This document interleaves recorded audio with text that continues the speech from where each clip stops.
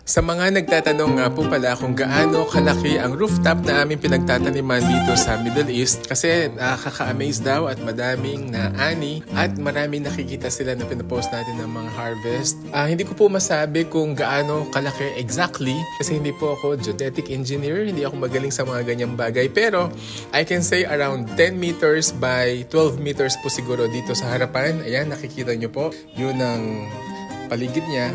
Tapos meron din pong spillover sa may bandang likuran. Mamaya ipapakita ko rin po. Ito yung a day in the life of rooftop gardeners. Ito po yung view namin tuwing umaga. Enjoy, and kung may katanungan po kayo, you can message down below. At kung nakaabot naman kayo sa part na to, pwede nyo po bang i-comment kung taga saan kayo para naman malaman natin kung hanggang saan nakaabot ang video na to. Pwede rin po tayong magkaroon ng question and answer portion dito sa comment section para naman ma-address natin yung mga challenges na nararanasan ninyo sa inyong pag-garden, lalo na sa mga balconies, terraces, at saka rooftop kagaya nito. Yun po, at kung hindi naman kalabisan, pwede nyo rin po ba itong paki-like at paki-share na rin. God bless and happy gardening! Follow us for more! Good. Good. Lutuin na.